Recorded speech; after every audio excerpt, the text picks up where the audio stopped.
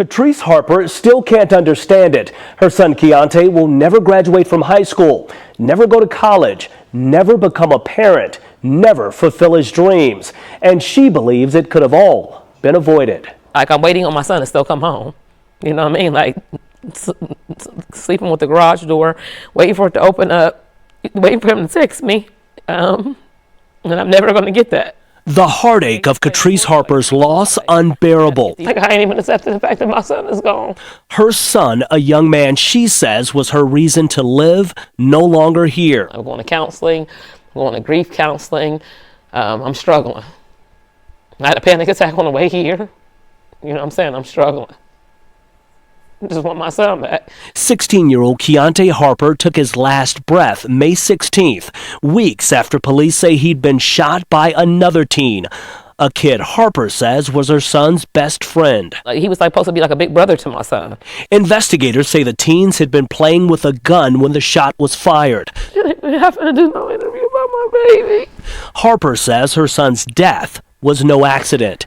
Playing with guns are not horseplay when kids are ending up dead. We got to get these kids to put down the guns and find out where they're getting these guns from. The ease at which teens are getting their hands on guns is an issue we've covered extensively. In city schools, a number of students caught with weapons. Just this school year, an 11-year-old charged. Top brass with Columbus police admit it's a growing problem. Any and everywhere. They're getting it from friends, they're getting it from home, they're breaking into cars, they're going to probably drug spots. And the problem is it's so accessible that they really don't have to look too far to get one. First Assistant Chief LaShawna Potts stressing the department is working with families and community groups trying to reach kids early. You know what I want to do? I want to get them when they're, in the 3rd grade, 4th grade, 5th grade, and put our arms around them, because for me it's about saving the kids, not locking them up. Oh, mommy's baby. All Harper has now are memories, pictures of her son and this plush toy with her son's heartbeat, a reminder of what she's lost. Like, every day I wake up, I'm lost. I'm so lost. The 17-year-old who pulled the trigger was charged with reckless homicide. Harper is calling for justice for her son. For her, that means getting to the bottom of how a teen was able to get his hands on a gun in the first place. Rodney Dunigan reporting. As we continue to get more information, this story just gets more wild. Investigators say this duo was able to slip out of the prison in a dumpster. As Bradley Gillespie remains on the loose, a small community has some very big fears. I was calling other people and people was calling me to let everyone know to just be on alert. Keep your kids in the house, be safe, watch out, keep your doors locked and everything. For the past week, those living and working near the Allen Oakwood Correctional Institution with some serious concerns. It's a little scary. As you can imagine, it would be. Tuesday, convicted killer 50-year-old Bradley Gillespie, along with convicted burglar 47-year-old James Lee, slipping away from the prison. Investigators telling us the pair able to get away by concealing themselves in a dumpster. As the investigation moves forward, 4 prison staffers placed on paid administrative leave. Gillespie remains on the loose. Locals hopeful he's caught soon.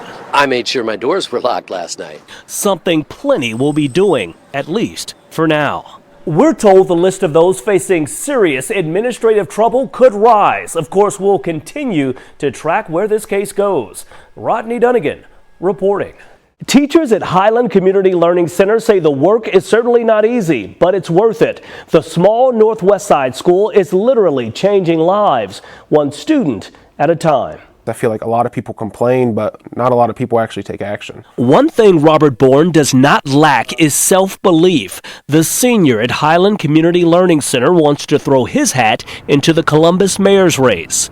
I don't really see myself as a big popular candidate, but I know I'd like to make a point and I'd like to make a stance against an establishment. I'm from the West Side, I'm from the Hilltop, and I feel like we've been neglected for a very long time. His base of support coming in the form of teachers and administrators at his small special needs school. I'll be honest with you, this is one of the things that gets me out of bed every day and wants me to go to work, because these kids matter. School director Bill McKinney telling us they offer an alternative learning experience for kids with special needs and autism, providing speech therapy, individual counseling, and anger management, an effort to help these kids develop and live normal lives as they get older. And without us putting everything that we have into it, I think sometimes they fall through the cracks, and we don't want that to happen to our kids. We want them to know that they're genuinely cared about, that they can learn, and with a little extra support systems that we put in place here, that they can be very successful. Teachers like William Sager say this work is a calling. It's a lot, and it is very difficult work, but it's extremely rewarding. Sager stressing no matter their background, each and every student here deserves a chance. It keeps me going. It's why I continue to work here, why I keep showing up. Bourne set to take on life after graduation, hoping to make an impact in his community. It's just all about, putting yourself into what you like. You got to find a niche that you really enjoy and put yourself into it. For me, it was helping other people, politics and history and stuff like that. And that's what motivated me to kind of get into the fields that I enjoy now. The graduating class at Highland Community Learning Center is set to receive their honors Friday, June 16th. I will be serving as the graduation speaker, certainly looking forward to meeting more of those students and their families and learning more about the impact those new grads are hoping to have across Central Ohio. Rodney Dunigan reporting. Big news for countless families across Central Ohio. For more than 40 years, the Spaghetti Warehouse has been a local favorite. The restaurant may look a bit different when it reopens its doors, but the signature taste will remain the same. Look, at the end of the day, Spaghetti Warehouse has to be known, especially the new location, for two fundamental things. One is value for money, two, great food. Spaghetti Warehouse President Ron Reynolds giving us an inside look at a Columbus favorite, surely a sight for sore eyes for many. So for us, it's a slight modern interpretation, but not a drastic one. But as you come into the new location, we are forcing people to kind of go through it so they can remember it, they can recognize it, they can go, oh, I get why this is here. The new location for the Spaghetti Warehouse, downtown along High Street, not far from Columbus Commons. Renderings literally opening the imagination to what you can expect. An institution in the city since 1978, forced to close its Franklinton location after a roof collapse. Restaurant managers allowing a first-hand view of what diners can look forward to when officially opened this fall, including if the signature trolley will be incorporated into the new location. I get asked all the time, what are we doing with the trolley? Needless to say, this location would not be Spaghetti Warehouse if we did not have a reimagined trolley inside of the restaurant. So I think when people see this, we hope that when they kind of embrace it, they go, wow, it really does look like a trolley. It gives me that trolley feel. And that's super important for this brand. There's no way to pretend like it's anything other than that. As the Spaghetti Warehouse embarks on this new modern journey, something visitors can count on is that signature menu, including delicious items like the favorite for many, the 15-layer lasagna. Rodney Dunigan reporting. Columbus police officers and firefighters put their lives on the line each and every day to make this community safe. Both departments dealing with a lot after a heavy few days. You take us out to him? This tense body cam video from February of last year showing the life-saving work of Officer Steve Ash. We spoke with him after he jumped into action to save a man who'd fallen into a frozen pond. So we had to get him up to the point where he could, just kind of crawl on the ice, and finally he was able to pull himself out. And even when they got him to the bank, he couldn't stand. What most didn't know at the time was that 2 days prior to this, Ash was diagnosed with ALS. His health concerns, not his focus.